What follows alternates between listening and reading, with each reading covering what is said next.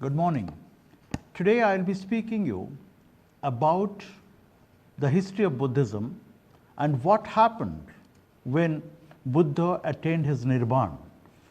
It is very important to know that Buddhism as a religion, or the teachings of Buddha, spread to all countries across the world, but it started at a particular time. When Buddha was alive, when Buddha was preaching his sermons in different places, that time nobody, not even Buddha, could realize that the religion will be accepted by so many people around the world. How it happened? How did it happen? This is all what I am going to talk to in this deliberation. Buddha, after attaining the Bodhi or enlightenment, meditating under a Bodhi tree, delivered his first sermon, and it was in Sarnath. Next. I informed how Gautam rejected his life of comfort, how he left the world, left home, his family, to embrace asceticism. He went for meditation, he went for gaining knowledge from different samanas of that time. After 49 consecutive days of meditation, Gautam became Buddha. Buddha, or the enlightened one who attained Bodhi. He got the enlightenment while meditating under a Bodhi tree. He made the announcement in the public that he got the Bodhi, he got the enlightenment. It is about 528 BC, and he delivered his first sermon in Sarnath. Then, what are the sermons he gave? What are the things Buddha told? Buddha told about the Four Noble Truths. Buddha presented the Four Noble Truths as guiding principle. And what are the guiding principles? There is suffering in life, the first one. The second one, the cause of suffering is the desire. If I want something, if I desire something, that, and if I don't get it, it is the cause of my suffering. Ending the desire, if I end my desire, if I don't look for my desires to be fulfilled, then the suffering will end. Ending the desire means ending the suffering. And if you follow a controlled life, a moderate lifestyle, and you have no desire, and there will be no suffering, and the suffering will go, and you will attain a state of enlightenment, which you can do it by following the understanding the Four Noble Truths and following some principles given to the people by Buddha. In other words, the truth is that suffering, incapable, caused of satisfying, painful, is all bracketed within the suffering, the word dukkha. Then comes the term samudaya, is the origin of dukkha. The origin of dukkha is the next one. Arising of dukkha together with tanha, or the thirst or the desire. Nirodh means cessation, stopping. Nirodh of dukkha.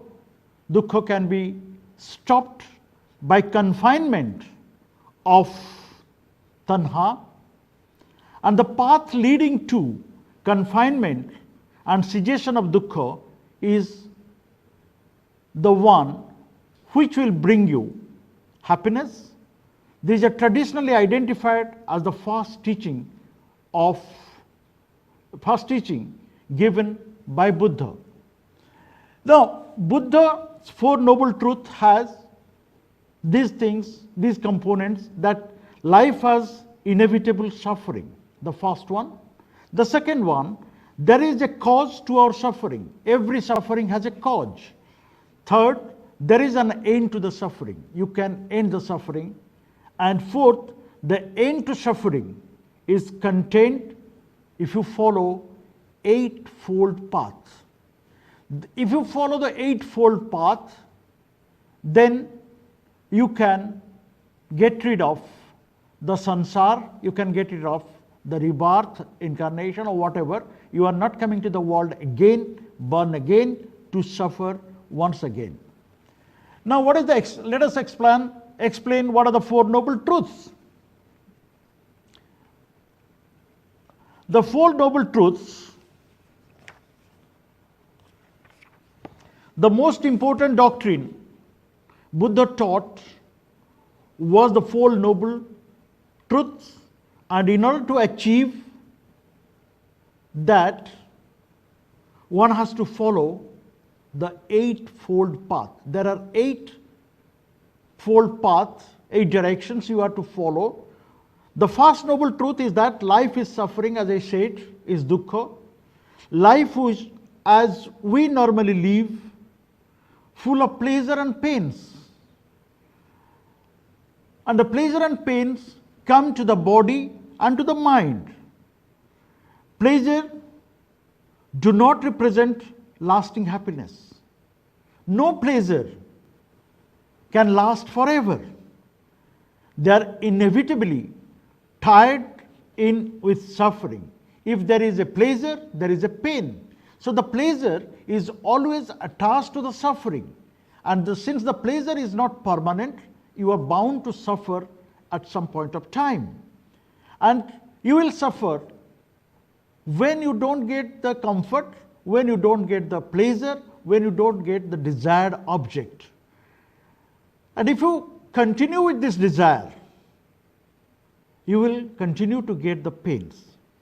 And the second noble truth is that suffering is caused by craving for sense, pleasure, and for things to be as they are not. We refuse to accept life as it is.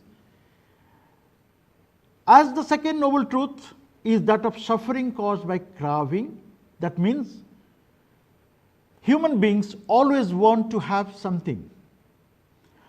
And your wanting of getting many things will lead you to suffer, because if you do not get something at particular time, you will feel the pain, and that is the suffering.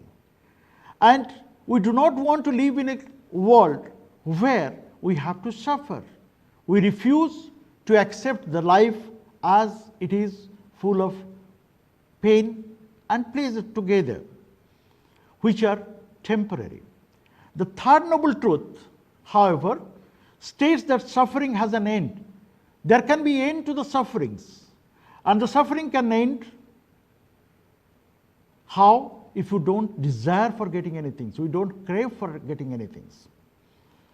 And the fourth noble truth offers the solution, the means to end my suffering.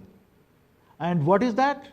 One has to follow eightfold path, or the middle way, the middle path. You need not to sit for the meditation, continuously giving pain to your body, or you need not to be always looking for the pleasures. You have to follow some middle path. And this middle path can be followed if you follow the eightfold path prescribed by Buddha. If one follows the combined path, he or she will attain Nirvana. Because in Buddhism, one school believes, I will be telling you later, that everybody can become a Buddha, everybody can be enlightened if they follow eightfold path prescribed by Buddha himself. And this Nirvana, what is the meaning of Nirvana? It is an undescribable state of mind, or state of all-knowing lucid awareness, in which there is only peace and joy. Nirvana means peace and joy. You are getting rid of